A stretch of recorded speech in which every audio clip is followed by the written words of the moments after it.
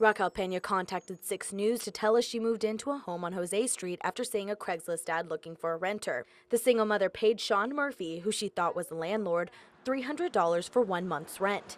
Then after only a few days in the home, she says she, along with her 8-year-old son and about 3 other tenants, were kicked out and never given their money back. That in itself is kind of crushing, especially when you have an 8-year-old that's saying, "Oh, Mom, this is happening again." So, it's kind of heartbreaking. So we stopped by the home to get some answers from Murphy.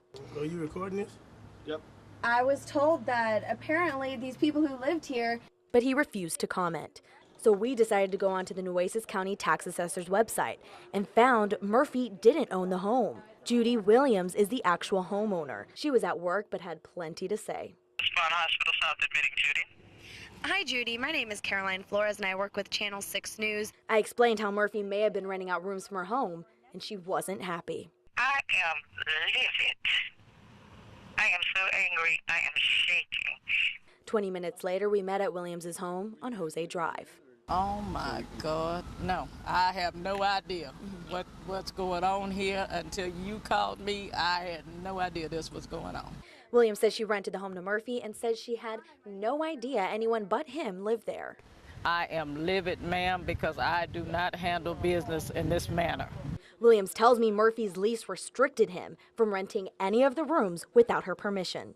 Once Murphy found out we spoke to the owner, he finally gave us a call. And I am guilty.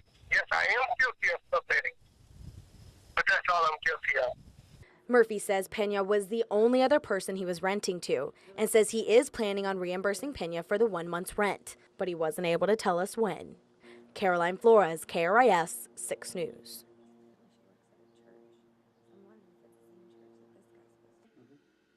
An audit done of utility billing and collections in February shows millions of dollars of utility bills were never collected. In fact, in 2011 alone, almost $4 million in utility bills were never collected. There is a concern, and we need to do all we can to collect those dollars. According to city records, some businesses like Lynn Haven Nursing Center and Sunrise Mall each owe the city over $14,000, money that was owed for over a year. Despite these collection issues, the city is considering adding another fee the utility business office will be in charge of collecting, the street maintenance fee. But the financial director who oversees the office says residents shouldn't worry. He says many of the issues raised in the audit his office already knew about and are currently working to fix. We are going after people that owe us money. We feel like it's right, it's fair to everybody else to collect that money. Barrera says they have hired a collection agency to work with the utility business office. So when the city is having issues collecting a bill, they pass it along to that agency to get the job done. To make sure that everybody's aware that we're taking it very seriously. Rose says she will ensure the utility business office goes through some changes in the next few months. She says residents and business owners will see a more aggressive approach when it comes to the city's collection efforts. This way, if the street maintenance fee passes, more will be paying their fair share. Caroline Flores, Action 10 News.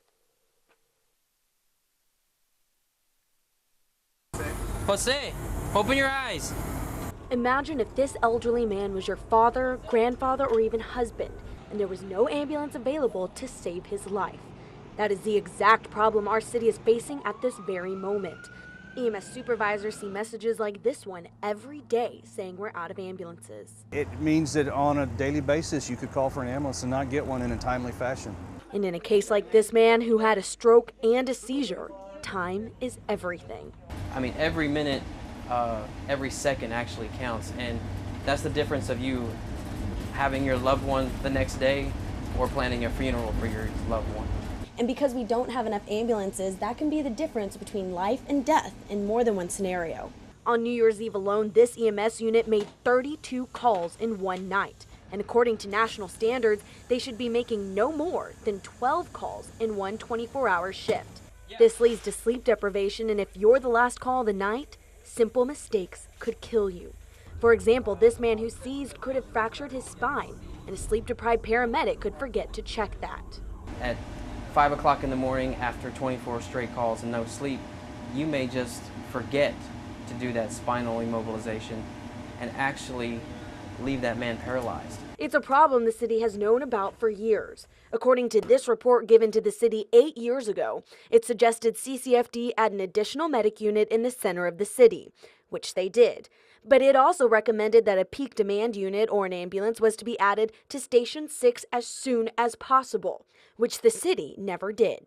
We do the job we do, but it's getting more and more of a challenge. So of course, would it help to have more units, more ambulances? Absolutely, without question. The city plans on buying 2 more ambulances, but they don't know when. And in a city that gets over 30,000 EMS calls a year with only 9 ambulances, most paramedics agree a minimum of 3 new ambulances are needed, along with extra staffing. Caroline Flores, KRIS 6 News.